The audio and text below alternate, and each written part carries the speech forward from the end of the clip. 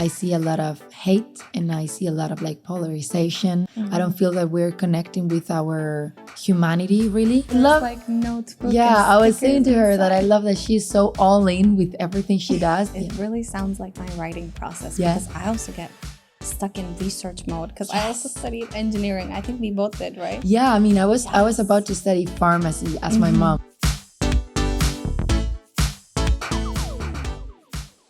I feel that sometimes we are not one of the priorities. Just because if the focus is not okay, it doesn't matter how we act because we're not going to be in focus, you know? That's so true. So I really appreciate when I work with directors that make sure to have some seconds to say, okay, now actors. You know? Yes, I did theater acting. So I'm sorry, theater directing. Yeah. So that's why for me, when I was on set for film, I was just like, what is going on? I don't want to look at the camera. Like I want to be with my actors. Yeah. And thankfully, like, because I have him as the like director of photography and everything that takes care of every single like light and camera. Yeah. I can just trust him. And also knows what you want. Yes. Because the thing is that maybe if you're working with a DP that hasn't been, for example, as present in the pre-production process as you wanted, you know, then you gotta be there. You gotta be looking at the frame. Yeah. Because you're not sure if directing wise, you know, the image is showing what you want. Yeah. But if your DP is someone that you have worked with before, or of course, like if it's, you know, like your partner or a friend or whatever, then you can kind of like let that go. And but not always, because, you know. Oh yeah. Are you excited to go back to Spain, by the way? Because I know it's like coming soon, right? Yeah, I am. Yeah. You know what? I think that one thing that I'm enjoying right now is that whatever comes, like I'm excited about it, you know, like I'm excited for these last days, but I'm excited to go home, but I'm excited to plan the next trip and go back, you know, and I love that. I think that it's a beautiful thing, and I'm grateful because that doesn't happen always when it's like, okay, I'm excited about living, but also about staying and also about coming home. I just feel what I have in both places. Yeah. And I think I've had enough time to enjoy what LA gives me in this month. So, yeah. Oh, I love that. Being in the moment is so helpful, especially in this industry. Like things get so chaotic. Yeah. Suddenly you have to be there. Like you have to be there. You have like 1 hour in between. Yes. Sometimes not even like just 10 minutes in between two things. How do you manage to like stay grounded? Well, actually, that's a very big challenge for me. Just because I'm a person of extremes. Whoever like likes or believes in horoscope, I'm an Aries. I don't really know like my relationship with those things, but it is true that I actually match with what, you know, that says about Aries. So I'm a person that if I am all in, as we were talking before, I will be all in, like very intensively, you know? And then if I need to rest, sometimes I just need to rest and don't do anything. So for me, grounding myself comes with balance. And for me, the balance is difficult to achieve sometimes. But I feel that personally, for me, I love silence. And it is something kind of like paradoxical because I'm a very talkative person. Like I have this from in my genetics.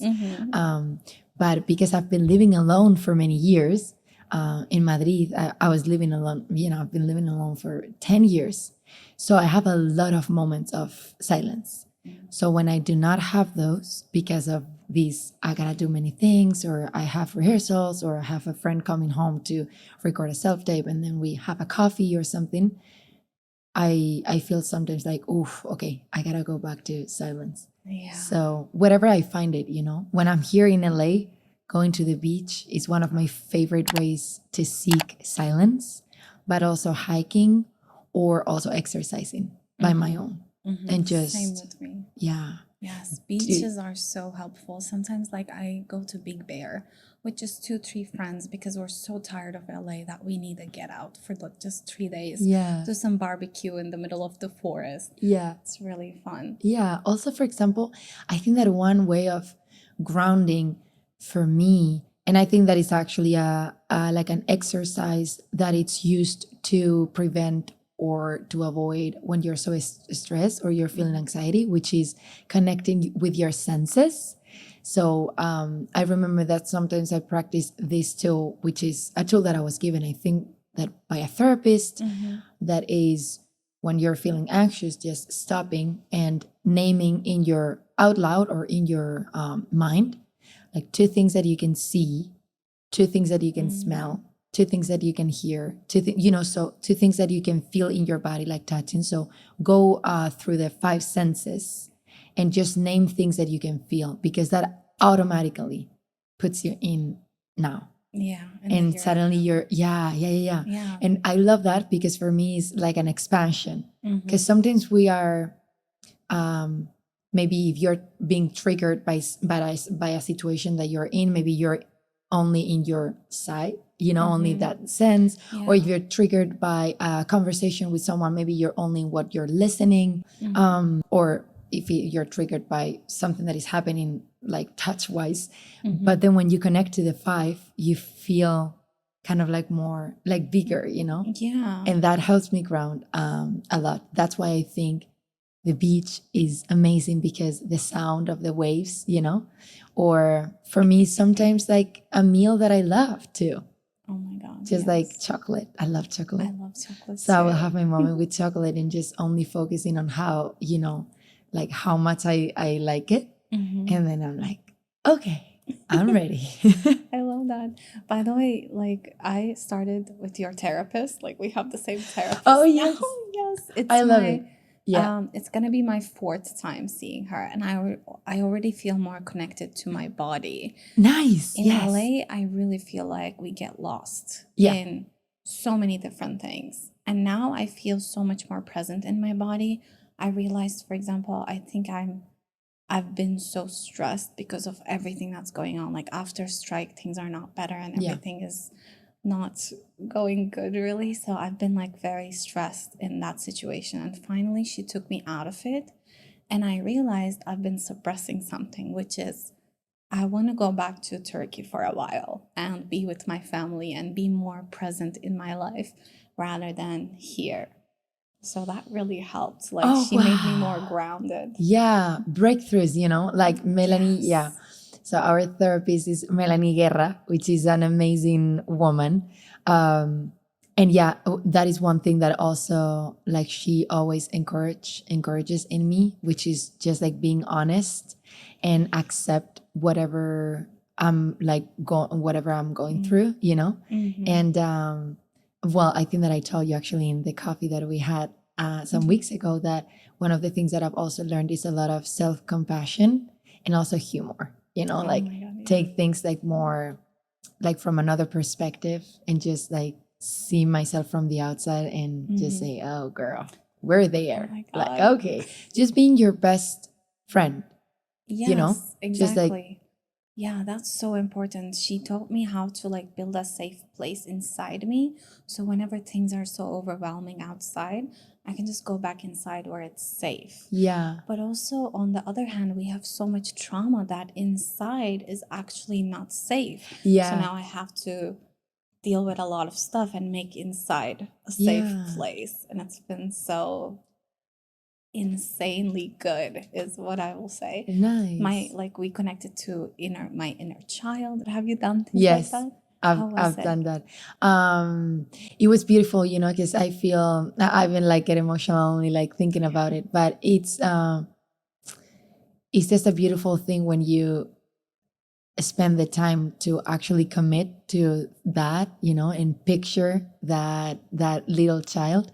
And in my case, when I did it with her, it was because of a lot of fear that I think it was coming from my inner child. And maybe not necessarily from the woman that I'm right now, or the more mature Clara. And it was a beautiful moment in which I just hugged her you know? It was kind of like, I'm here to protect you. I've come a long way. I've learned a lot of things. And even though you're always going to be with me, now I have tools and now I've gone through things. And so I'm going to protect you. Like, don't be afraid. I'm there for you. I will be always there for you, you know? And it calmed me. It really calmed that fear that I was working with, with Melanie, you know? I think that is so interesting. And imagination is so powerful. It really is. So powerful. Melanie is the only therapist who actually not made me cry, but let me cry. I had so many therapists in my entire life because my mom would take me to therapy since I was a kid. And I don't know how many, but maybe hundreds of therapists. Oh, wow. Yeah. Every week, maybe twice a week, all my life. My mom would try to protect me from the craziness that was going on in our household. And I've always held my emotions inside because I didn't want to show it to anyone because it was not safe. Even though the therapist would be like, you can cry, I would be like, no, not gonna cry. Yeah. But with Melanie, in the first meeting, I started crying just naturally. It was such a relief. And from there, I kept crying. Yeah, that's great. That sounds like an amazing plan. Yes. And the inner child connection was so powerful because also you go back to the times where you were in danger. Yeah. And then you protect your inner child and you start to connect with her. What does she like doing? I didn't realize as a child, I loved playing with trucks. I didn't realize that until she made me do a meditation. And I was like, oh, I loved trucks. That's so interesting. That's nice. Yeah. Yeah. Yeah. I think that I'm so glad that you're working with her. It is such a healing energy. And for me, it was such a gift to find her. It's crazy that you say that because for me, Melanie is the first therapist that I've ever worked with. Oh, that's really cool. Yeah. I was for many years just thinking, I think that it would be nice to work with a therapist. Also, as an actress, I think that it's very, very helpful for us. I never put the time in Spain to look for one. And also, I think that it is very clinical there, maybe the approach in Spain. And here I found Melanie and I just happened to know that she was a therapist. Yeah. I was like, oh, actually, I've been thinking for a while about this. I connected with her when I met her. So I was like, if you're actually a therapist, I would love to have a session with you. And then we've been all over the world, but always going back to each other. I love that. What makes you passionate about art and how did you start acting? Well, how I started acting, I think that really at school, as everyone, I mean, as every kid that acting, but when I start focusing more in what is this? Is this something that I can learn? Is this something that I have within me? It was when I was about 17, 18. So I was just it was kind of a way to balance all the stress that came from bachillerato, which for us in Spain are the 2 years before university. So because I studied science and I was a nerd, I was very stressed all the time. Even my teachers were like, Clara, you're stressing me out. Relax. Okay, I'll have the grades in a couple of days. I was that kid. So I just started going to Madrid from my hometown on Saturdays.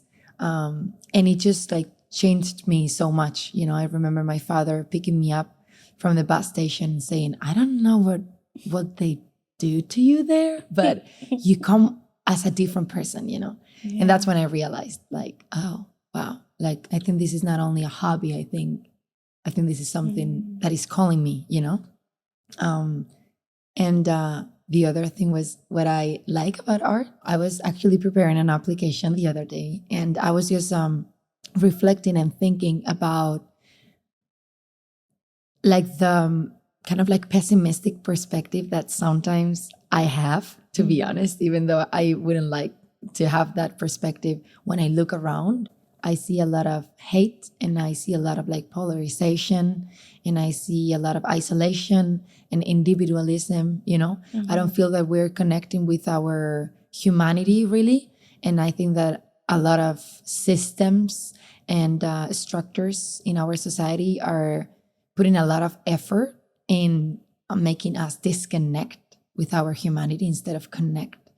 And I was realizing that all the triggers that I can feel when I look around become something different when I am capable of experiencing those triggers, for example, when I go to the movies. So for me, art, when it reflects, which is maybe not always, but most of the times, when it reflects our humanity and our human nature as messy and clumsy and, with all the contradictions that it has, is my way to approach all that with a lot more compassion, and is the way to learn from it instead of feeling threatened by it or triggered by it. So I just love when I go out of a movie, and I didn't expect to maybe connect with certain characters that apparently are the villains, or apparently at the beginning of the movie I was like, oh, what an asshole. Yeah. But suddenly something resonates in the arc of that character with me, and it makes me, because art, or usually the creative process, has many layers. I think that I can also see in art how we are also a lot of layers, and that everything is so complex.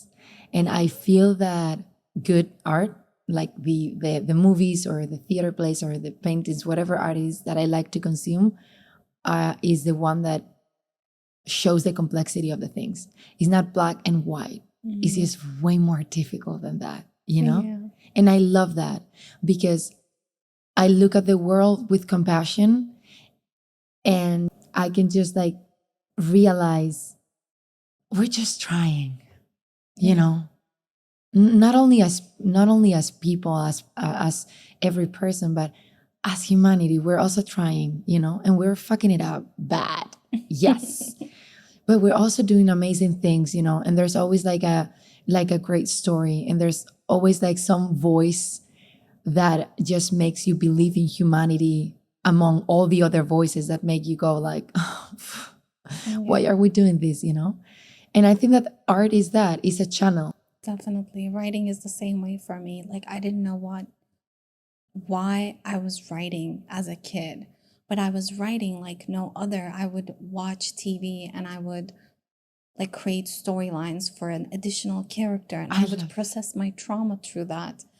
And I didn't even realize what was happening. But now, with you talking about channeling our inner humanity, good and the bad, good and bad intertwined, and not even judging it as good or bad. Exactly. That's also another thing I feel in art. Yeah. And also at the end, art plays with this, and it is also accessing even the dark side of humanity from beauty, not necessarily a canonical beauty, but, all the creators that are working on a film, on whatever type of art is it, they do a lot of work, and they're putting a lot of effort and care and talent and skill in creating whatever they have to create. If it's you as a writer, the writing, if it's whatever, whoever works on the art, us as actors, the three-dimensional character.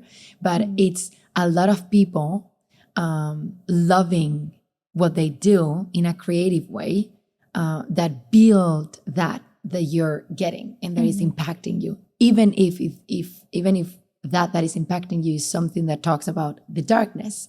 So for me, art is also a safe place to reflect and experiment and kind of allow myself to be impacted by everything we are. Yeah. Because sometimes when I go out to the real world, I don't want certain things to impact me because it's too much, or because if it triggers me, because we all, as you were saying, we all have traumas. Yeah. So sometimes in real life, I'm too scared of experiencing certain things, of accepting certain things, of looking at myself in the mirror and say, that's also me, you know? And art helps me do that. Yes. Through stories and through other people's voices, you know? And also as an actress is the same, kind of like inhabiting another person, you know, or just committing to the story or to the voice of another person that is not me also helps me to heal many things. Because I feel that you always, I don't remember who was the actress, like a Hollywood actress that was saying, you know, that every time that you click with a script is because there's something inside of you that just clicks with some part of that character, you know, even the worst characters, like you click with something, you know. So true. I remember clicking with a villain once because he was actually trying to do something good. He was trying to fix, was it Kingsman? I'm not sure. But he was trying to fix global warming, but he was doing it in a very bad way by, you know, killing people. But I still resonated with it because I would love to like help nature. I don't want to kill people, but I still like followed his journey. And at the end, he finally healed and was like, okay, this is wrong. But you still connect with something in there. Yeah. As an actress, I wanted to ask you, what's your process like getting into the character? Because when I direct you, I see you embody the character rather than acting like someone else. You literally become the character. You take their hand movements, you take their gestures. How does it work for you? Yeah, well, thank you for saying that. Like, it's great to hear. I tried to, you know, I tried to. I think that for me, for example, there's a part, maybe this is coming from my nerd past. There is a process of research that for me is important, which is really understanding, for example, like this character is from today's, you know, years or is like my same generation, or is this character living in another time or place or whatever. So for me, that's important. So I usually like researching first, but what happens to me, I'm very rational. So I cannot let myself to be stuck in a lot of research because that connects me with the character in a very intellectual way. And then I'm not free enough to let the character surprise me. So I always have to balance and keep an eye on, okay, Clara, enough research, because I tend to the intellectual thing. Because since I was a kid, I love studying, you know, I like it. So I have to balance that. And then just try to, I don't know, sometimes I try to expose myself to certain things. And what I mean expose myself is expose my body, you know, with the 5 senses that we were talking in the grounding exercise, to maybe certain experiences that the character has had. I also love, for example, creating the fake memories. So working with imagination. And if there's a memory that I feel that is a trauma or a trigger for the character, even if it's not on the script, but I just found it, or just I have an intuition that that character could have had that experience in the past, I like doing maybe some imagination exercises about those circumstances or situations, and like, you know, how did she feel, or what was she wearing? Or sometimes if it's a character that is defined by, for example, the way she dresses, if I am doing the lines at home, just practicing, and she's always like on heels, or she's a very elegant woman, I would put heels just to check like how she feels, because physically you change, you know? So I like balancing those two processes. I like research, and I also do a lot of like analysis, but I tend to go there. So sometimes I have to just say, okay, just let go this, and then how does all this translate in her as a body that walks and speaks, and you know. Yes, it really sounds like my writing process, because I also get stuck in research mode, because I also studied engineering. I think we both did, right? Yeah, I mean, I was about to study pharmacy as my mom. So yeah, we have a scientific and background. like I love researching, especially writing sci-fi. Sometimes right now I'm hired on this sci-fi feature film, And I realized for 3 months I've been stuck in research mode. And last week, I had to take myself out and be like, okay, let's go back to the characters, because the world is going to work out on its own. I just have to focus on the characters, the flows, and everything else. Yeah. I definitely get that. Yeah, because yes, exactly. I think that I told you when we talked some weeks ago also that, for example, with Rebecca, which is the character from the TV show that I shot last year in Spain, I was at the same time doing some mediation work, like social work in Spain.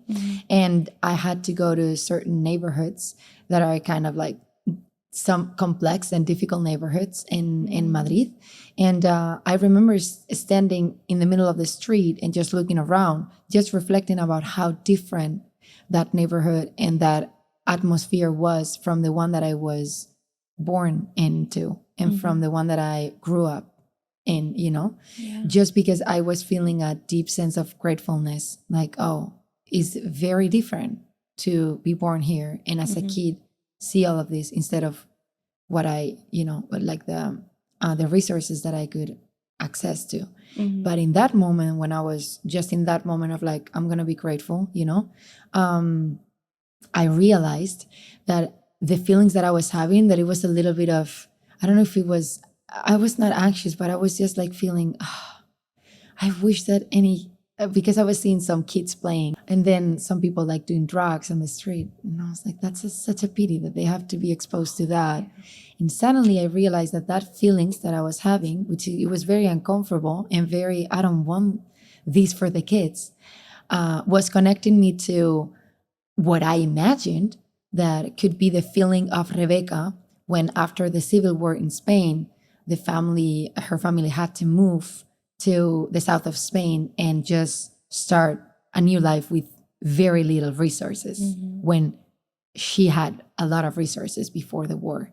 So I stopped a second and said, okay, register this feeling, like register this thing in the stomach, register these smells and what they do to your body. Yeah. That is the way Rebecca feels every time that she walks the streets of the village in which she's living in.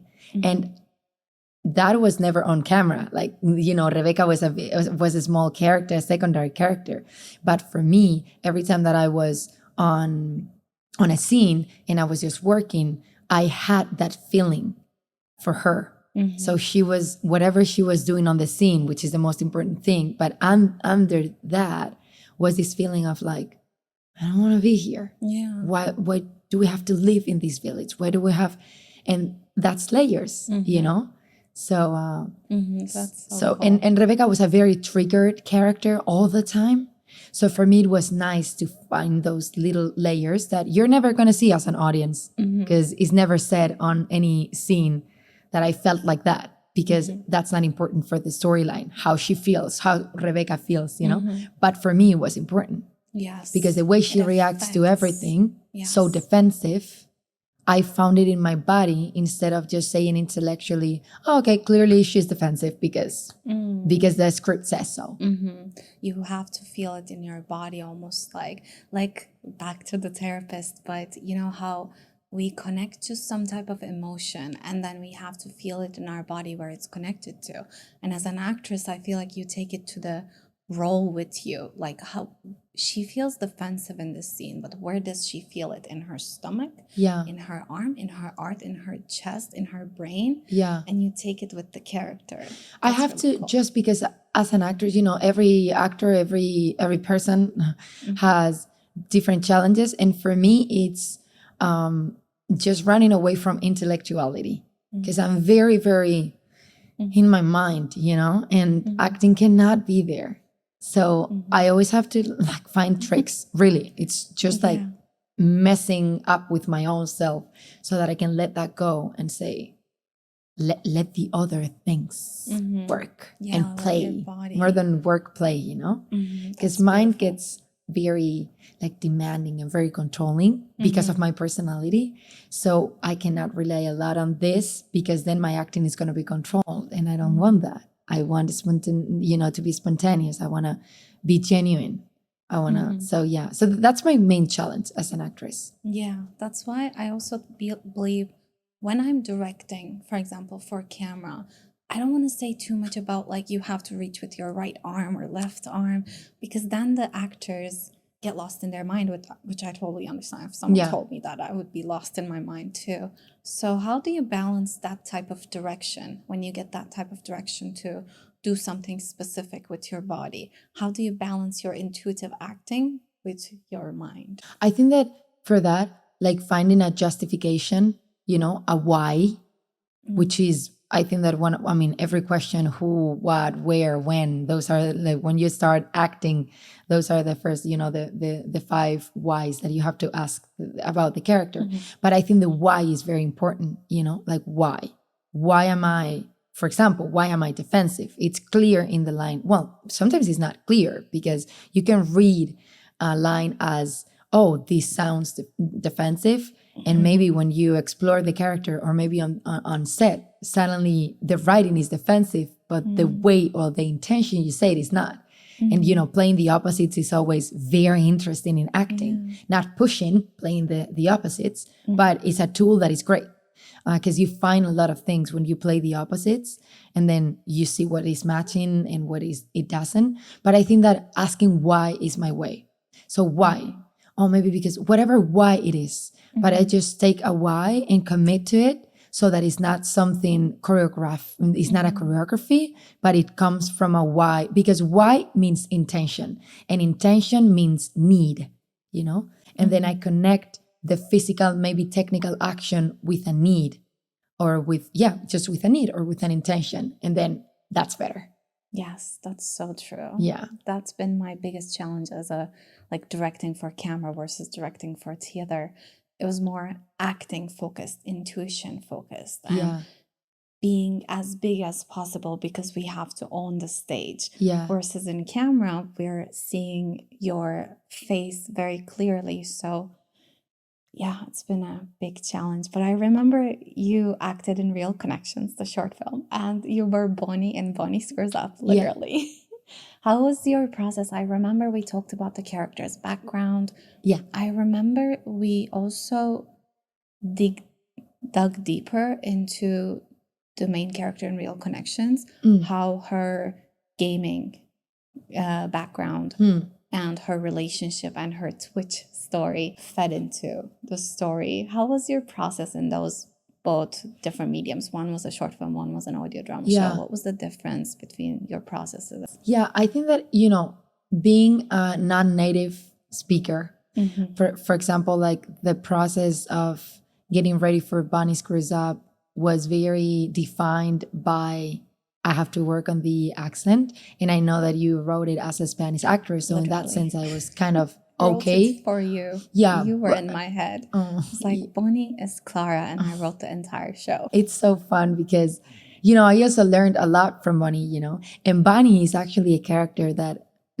helped me kind of like hug my inner messy girl, you know, because when I was reading the script, I was like, she's actually cute. Like she's fun. She's a mess and she's clumsy. But I saw, you know, I also could see her good heart and just like, I don't know, like I felt a lot of tenderness towards her. And because I was feeling like very like connected with her also in the sense of, that could be me, that could be me, that could be me.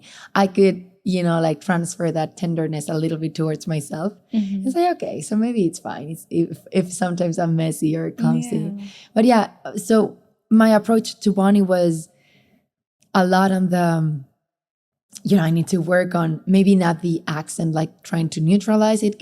That was not going to happen in a month, but just refining a little bit the pronunciation, because at the end, you're not seeing the actors or the mouth of the actress. So if I mispronounce, not only because of the accent, but, you know, like mispronounce, which I'm probably doing now too during this podcast, is more difficult for the audience to just follow, you know, and then maybe they disconnect from the story. So for me, towards the rest of the team and towards you as a director, it was important to focus on that so that the audience is catchy, especially because Bonnie was in every page. So I felt that pressure, which was also an incredible excuse to work with Clee Thompson, which is my accent coach, which you're also working with. Wow. Yes. That's amazing. It was great to work with her, on that, because it was mainly focusing there.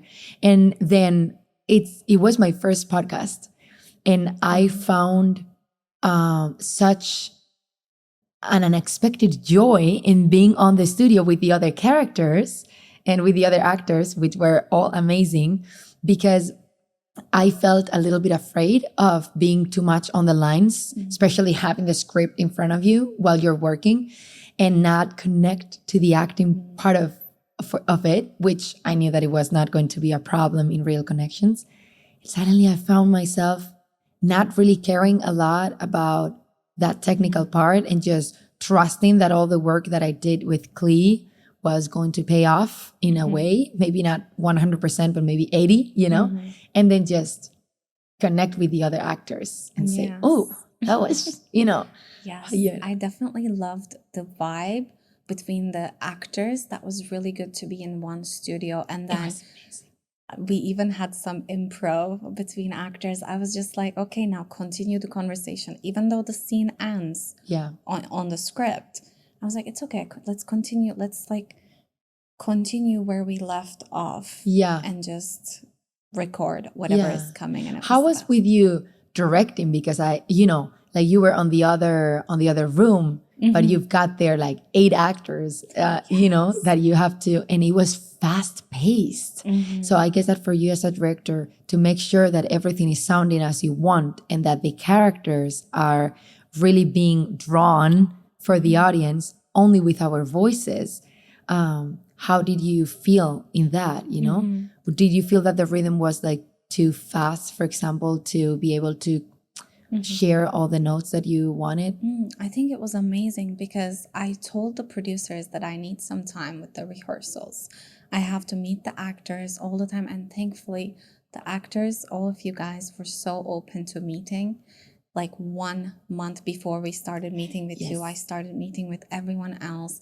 And I kept giving my notes and I left you guys, homework, almost like school. And you guys really just came prepared. It was super fast. It was faster than I even imagined. Yeah, it was. We had to record 8 episodes, the entire season 1 in 1 day. It was crazy, yeah. But at the same time, once we were in, I also felt, it's true that I remember I was exhausted at the end, especially because of all the time being focused, not native. You were in every single episode, every single scene actually, because we were hearing Bonnie's mind. Yeah. As a writer, I was like, okay, if we're hearing Bonnie's mind, that means we're experiencing the story through her eyes, through her ears. So I wanted to stay with the character, and you got the hit for that because you had to be there all the time. No, but I love it because I'm extreme, as you were, I'm a very all in.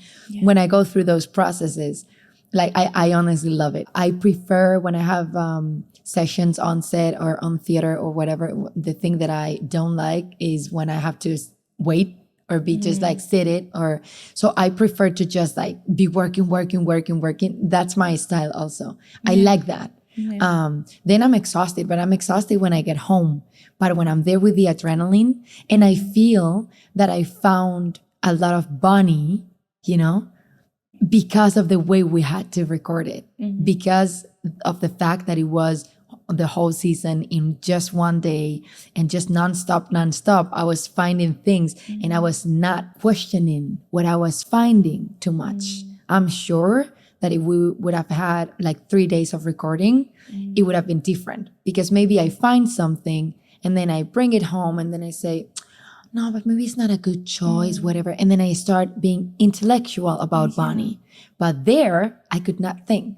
So whenever you said, you, for example, gave me a note or you said, can you repeat that again? If some idea came to me, I'm just going to play it because I'm not going to have any more days or time to play it. So let's play it. And I really liked that. I love that. Because otherwise I would have started questioning. Yes, overthinking really gets in the way. I feel that with writing. Sometimes I wish I had a studio and one day to write something. Yes. So I just can get it out. Yeah. So what do you feel as someone who has been in a lot of projects in LA and a lot of projects in Spain? Are there any differences between the process of how things work on set or in pre-production or as an actress? Yeah. Well, I don't think as an actress, because you have like a lot of, you have your way of doing things. It does change in the sense of language-wise. So yeah, the way I approach characters in Spanish and in English is different. And I don't think that I'm able to explain in which way. It's just different.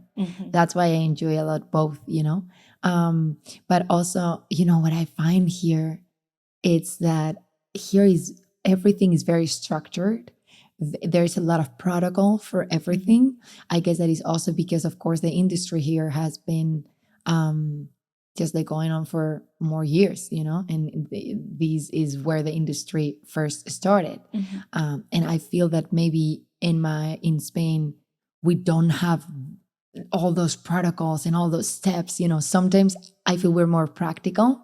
And also one thing that I remember that one filmmaker from the United States was talking about the way he felt when he was working in Spain in a co-production. And one thing he was saying is that he was surprised about what we could do with less resources. And that is true. Sometimes in Spain, you don't have a lot of resources, but we really squeeze those resources and we get results. So I feel that if you have that training, and I also mean when you get with 3 friends and say, let's produce a short film in my parents' house. So when you get the resources, we can do really good things, I thought about it when I saw Bayona's last film, which he's Spanish, but in that movie had a huge budget, and he made such a piece of art, like so well done, just with, but I'm sure, and I think that he was actually in some interviews talking about it, because I've done amazing things with nothing. So when I got the opportunity to be produced by Netflix and have this budget, I was like, okay, I'm not going to take this for granted. The first time that I was involved in a short film that was a student short film in Los Angeles, and just talking and chatting about it, I heard that the budget was, I think that it was like $30,000. I was like, what? We don't, in Spain, that doesn't happen. A student short film is going to be 500 or 1,000, or maybe on a school that is, with maybe people that have more resources, a couple of thousand, but that was crazy. Yeah. So it's great to have all those resources and experiment that here. But then when I go back to Spain, I also miss let's see what we can do with what we have, Yes, I love that. One of the things I'm trying to do with this podcast is literally tell people that you don't need a lot of things to make art, to make film, to make your script. So what would be your advice to aspiring filmmakers, actors, and screenwriters?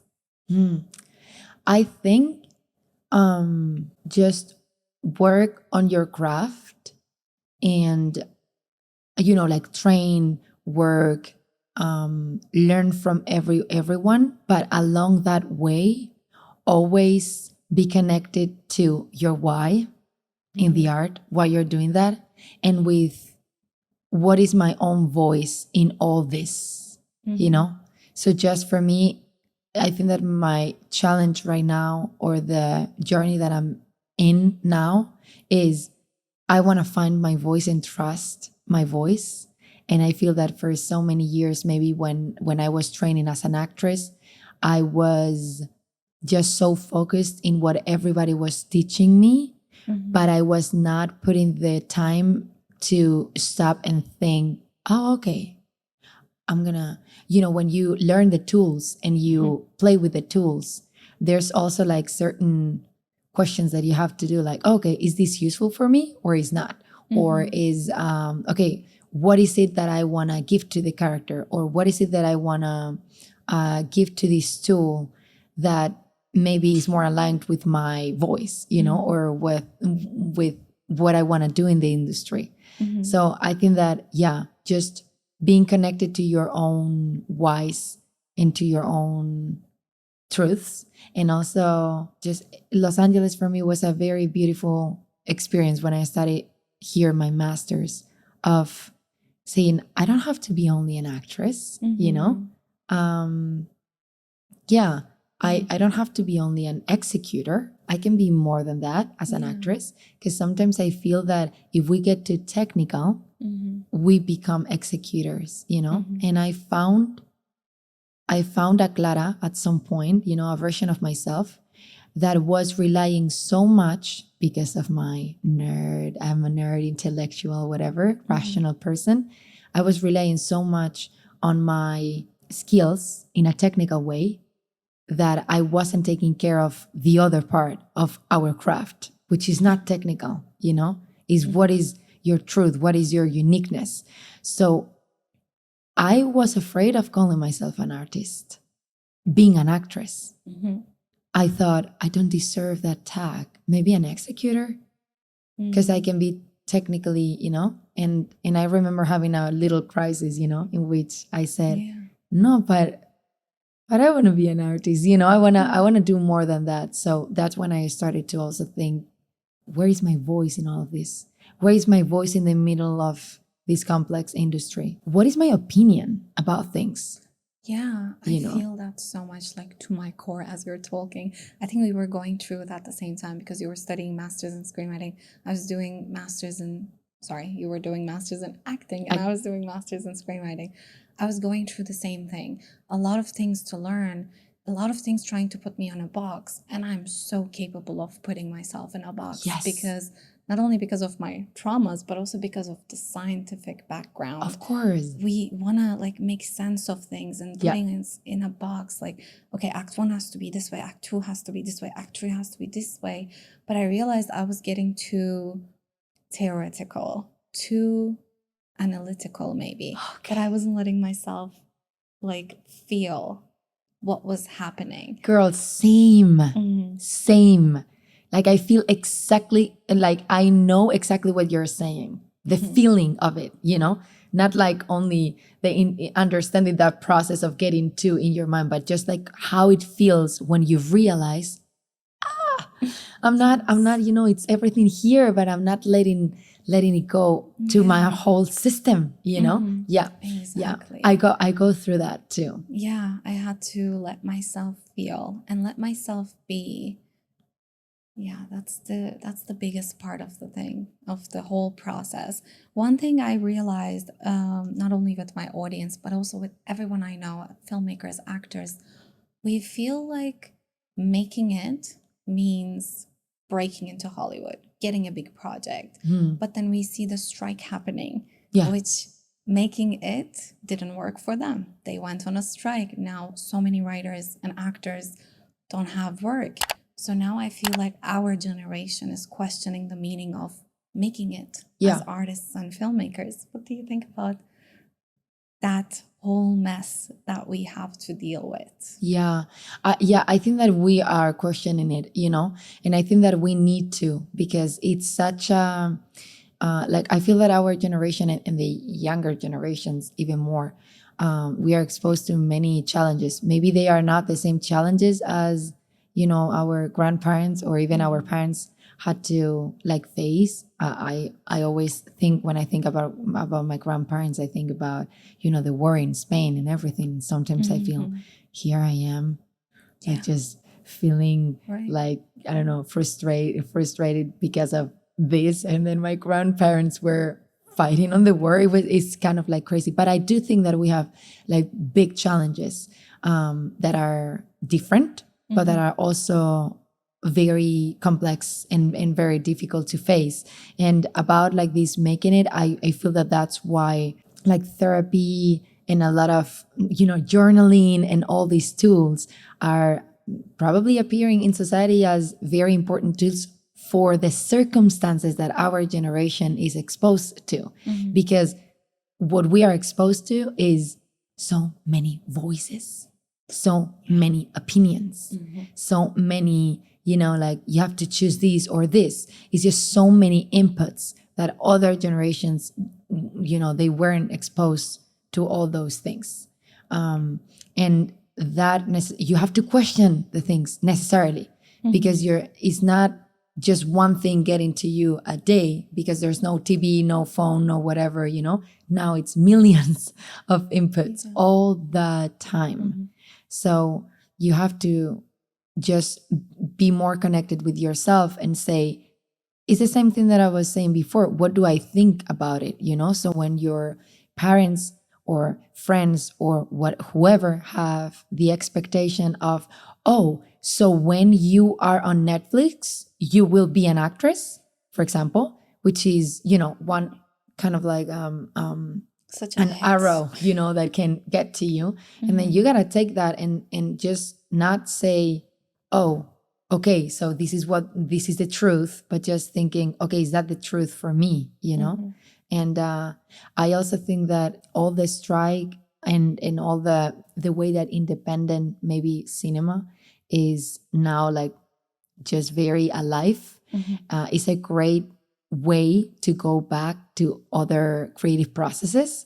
I feel that independent cinema not that those big projects, it has this beautiful thing of just trying things, and you feel maybe less sense of risk, because it is not like such a big project with big, with other actors that are like stars. And so maybe you give yourself the opportunity to experiment more, or you give more time to the process. And I feel that is beautiful. It's a moment of crisis, yes, for us, I think. But I think for me, at least, I am finding new ways to be part of the industry. I'm right there with you. And to feel part of the industry.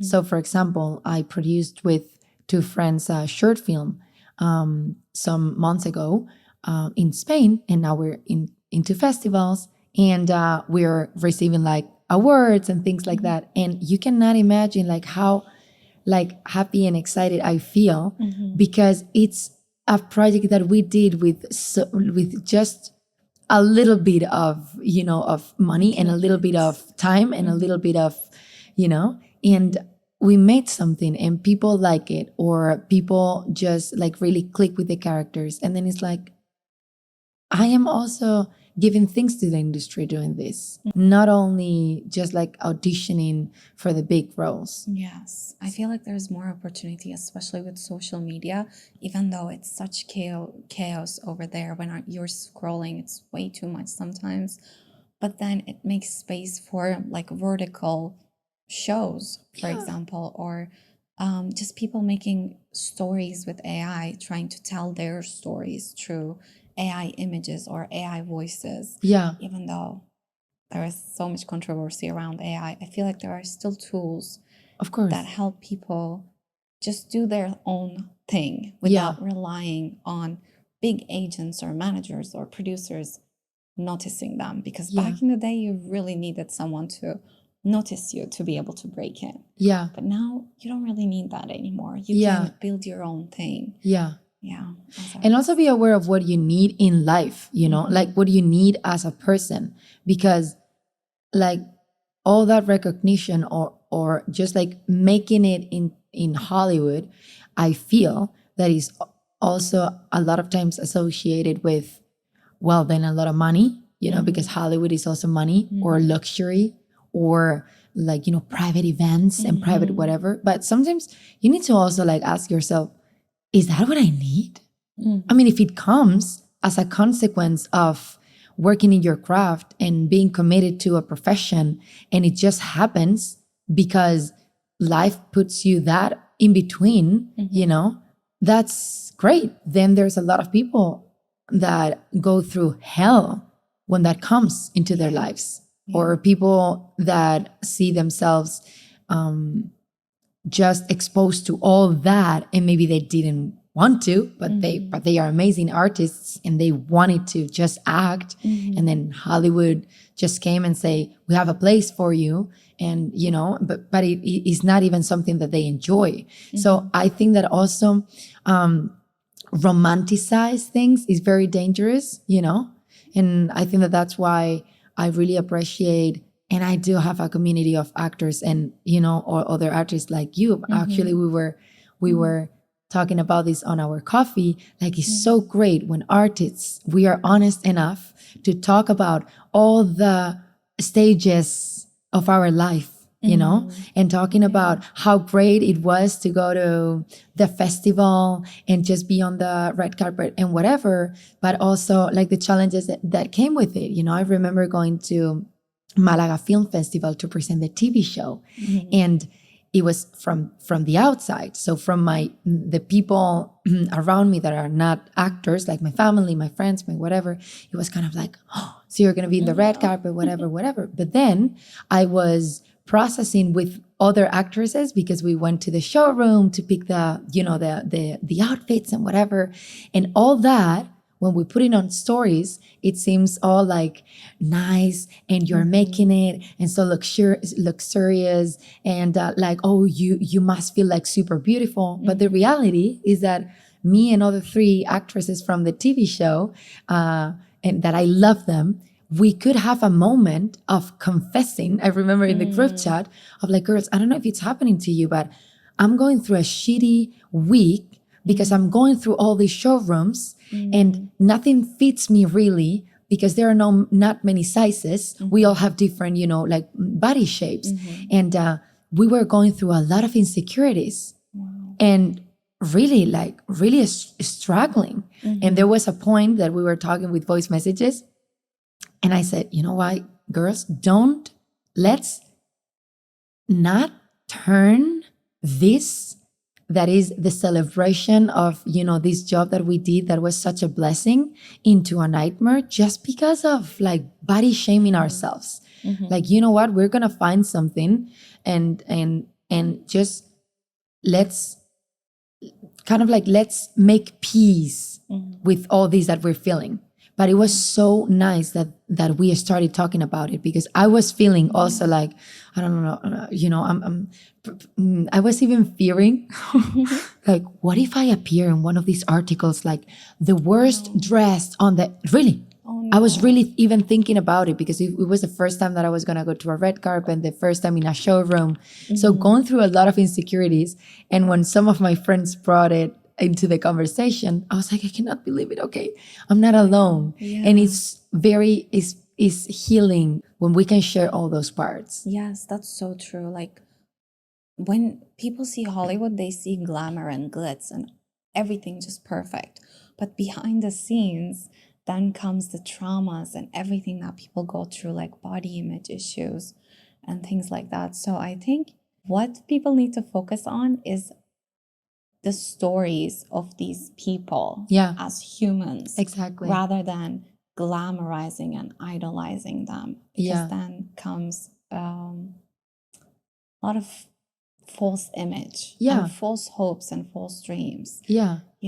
And also frustration, probably, for, you know, when you admire someone and you look up to someone and you idealize a little bit the way they live or the way they got there or things like that, you start really like not appreciating what you have, you know, or what you go through, because you have your whole 24 hours of your day in your body because you experience them, you know, but you're only focusing on 3 hours of the day of those professionals, you know, like when they're on the red carpet or when they're on set in the fun scene, but you're not taking into account like the hours that they are waiting, or just the challenging processes that I'm sure that they go through creating a character that are not glamorous. You know, I remember when Lady Gaga was talking about her like isolating on a house on the mountain to practice the accent for Gucci and to just like click with it. That's not glamorous. You're during months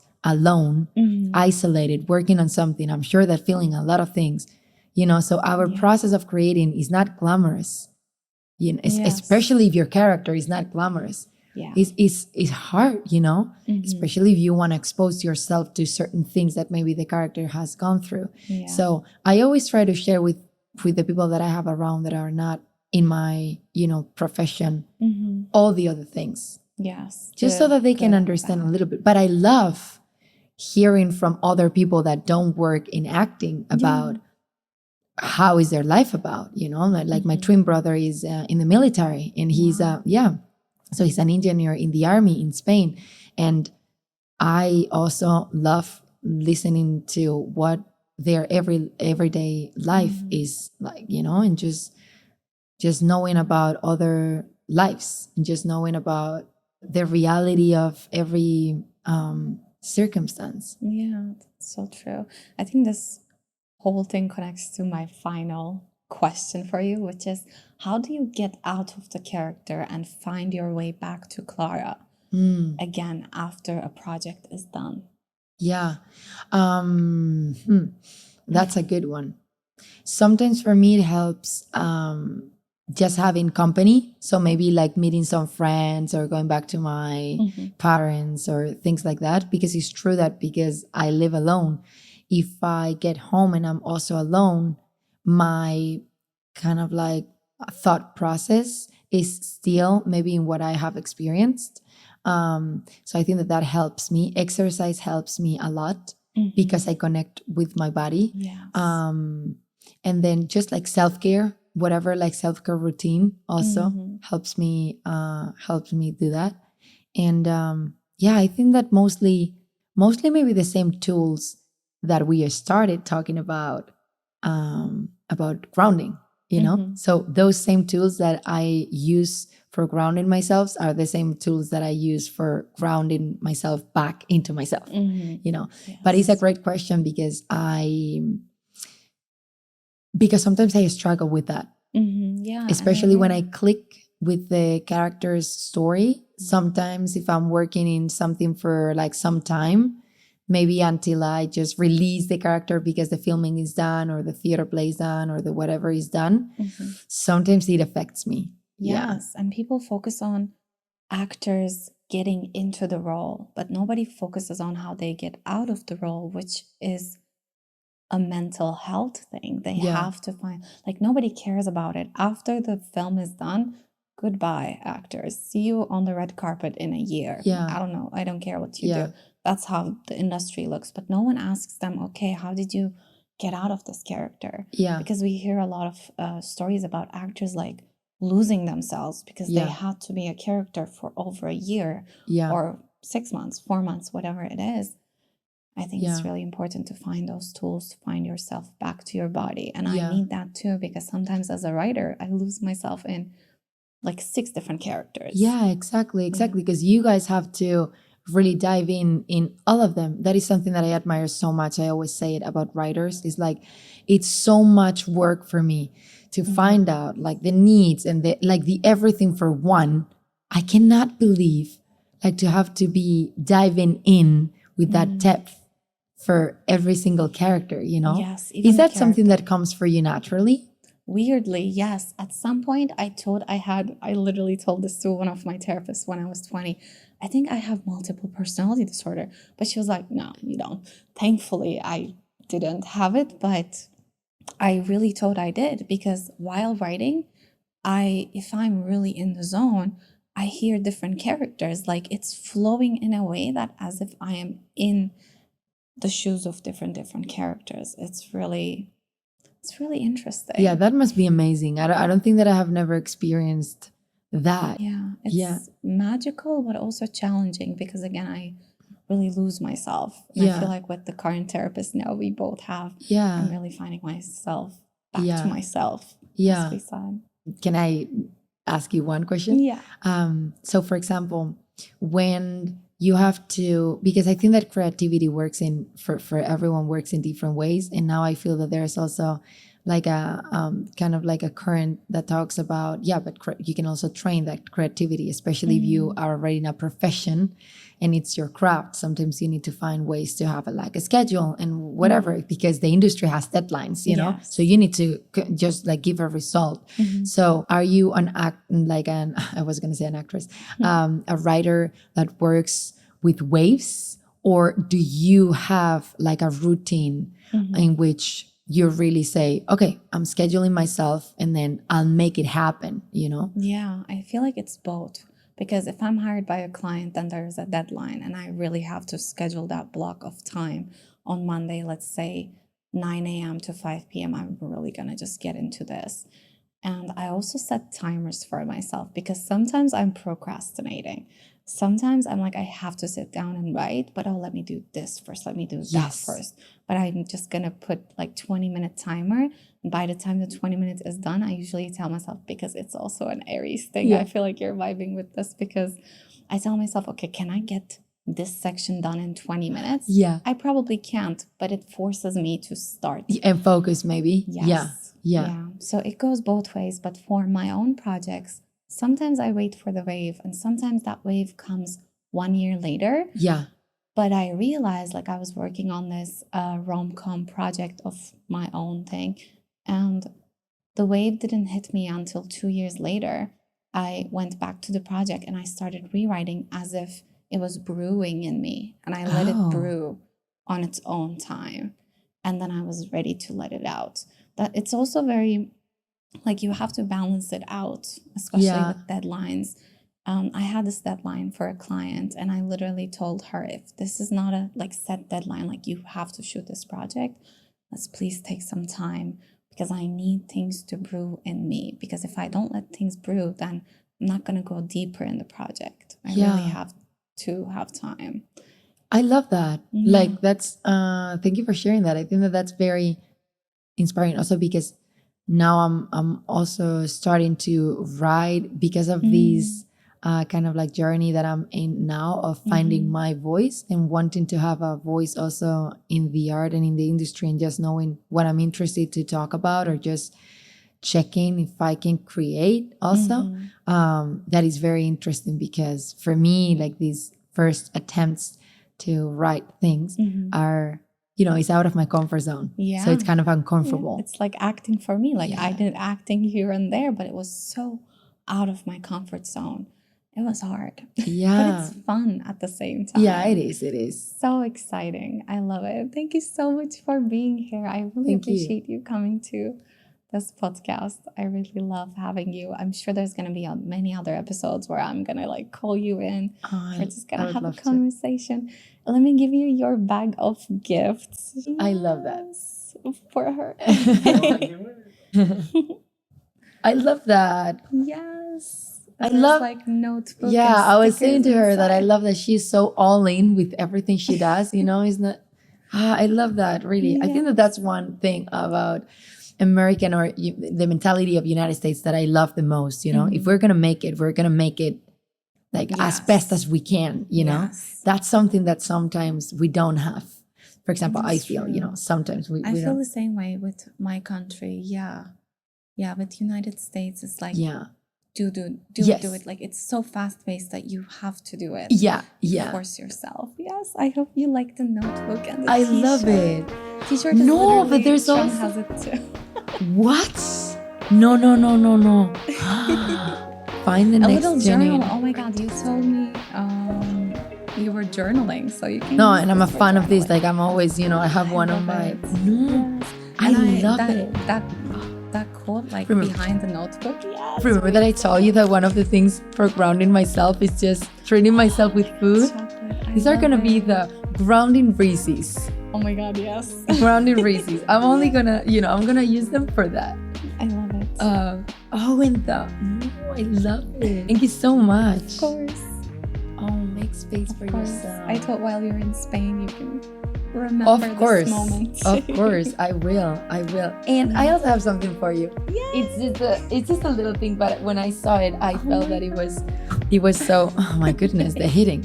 But it's like witch's brew. Oh my God. I just love, because pumpkin season is coming. And we were talking and also... Thank you so much. I love candles. I'm literally like this morning, I was like, I don't have any candles to light because one of my processes is actually lighting a candle before writing. Like I need it for some reason. Thank you. And I love that it's like witches, you know, because we were also like talking a lot in our coffee about just being like female artists and like how important it is to have female reference and just, you know, coming all together, even though men are also amazing. But, you know, I feel that it's so, for me, it's so important. Sorority is very important, you know. I just loved it.